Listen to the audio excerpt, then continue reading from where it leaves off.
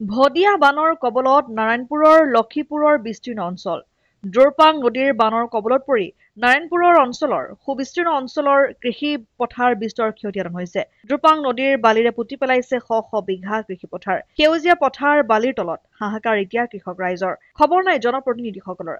আজিলৈকে খবৰ নাই সমষ্টিৰ জনপ্ৰিয় বিধায়কগৰাকীৰ।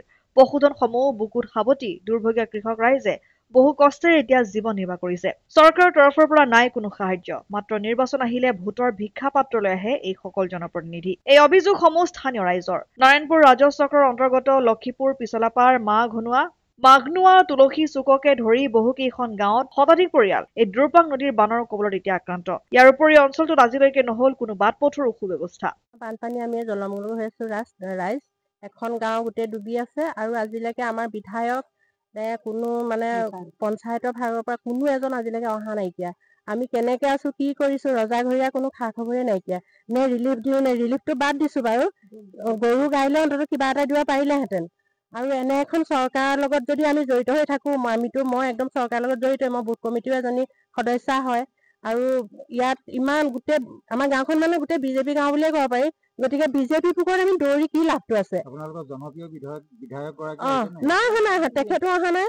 আৰু এই পানীৰ আগতে আমাৰ এই কি বুলি কয় জিলা পৰিষদ বাইদেউ আগতে আমাৰ ঘৰতে আহি চাহ তাহ খাই বৈ গৈছে।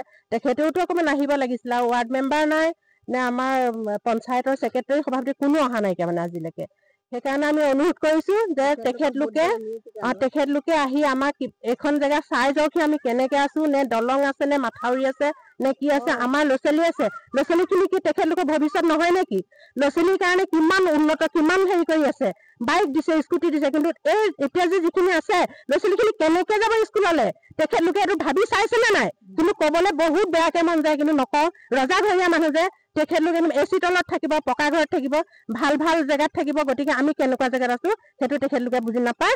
মাত্ৰ তেখেতলোকৰ ভোট লাগে আৰু অন্য তাৰ উপায় নাই তেখেতলোকৰ। নাৰায়ণপুৰৰ পৰা ৰাজেন বৰুৱা ৰিপৰ্ট, অসম আদিত্য।